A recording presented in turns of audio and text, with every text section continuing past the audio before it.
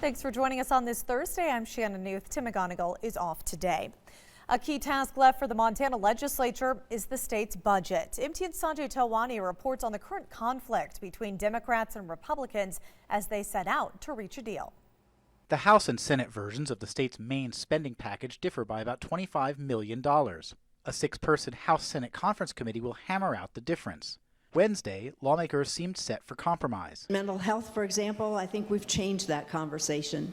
I think there is bipartisan support and a deeper level of understanding about what really needs to be done. Now is the next step of compromise when it comes to these type of funding issues. But after Democrats and about a dozen Republicans used simple majority votes to get Medicaid expansion and the Flathead Water Compact to the floor, the tone had changed. What we are doing to our rules in the last week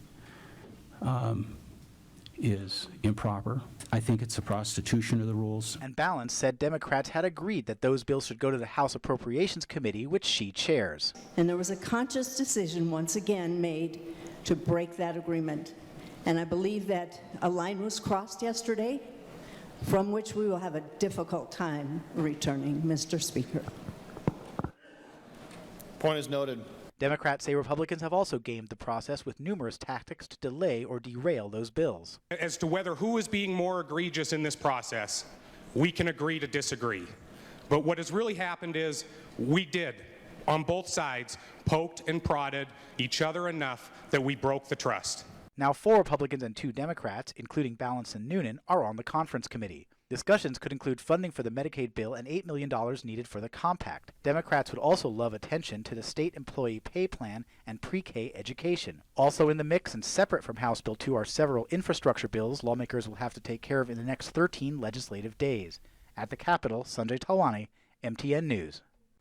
A bill to increase Montana's speed limit is moving towards the governor's desk. Senate Bill 375 would increase the limit from 75 to 80 on interstates outside urban areas. The Department of Transportation can also designate other areas where the speeds would not increase. The bill also doubles the fine for speeding to $40. It wouldn't bring points against a driver's record unless the driver exceeded 90. Supporters pointed to Utah, which made a similar increase. Before they went to 80, the speed on the interstate was 80.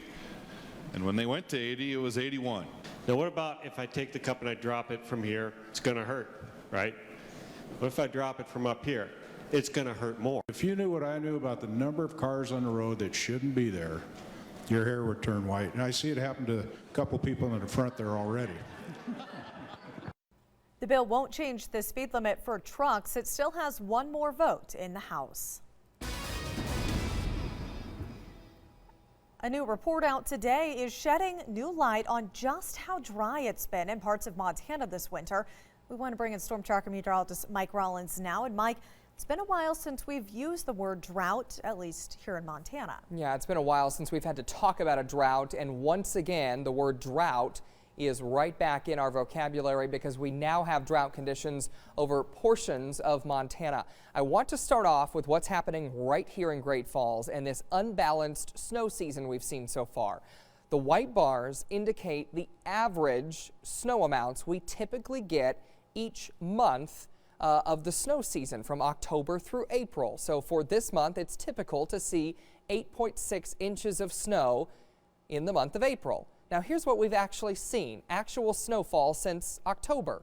We had 3 great months, November, December, January, and then it suddenly fell off. Below average numbers in February, March, and April, and that's what you're seeing there in orange, that considerable drop, the snow deficit that we've come up with here in recent months. And this snow deficit here and over other portions of the state, specifically southern Montana, including southwest Montana, which is now in a moderate drought, could have big impacts on us later this summer.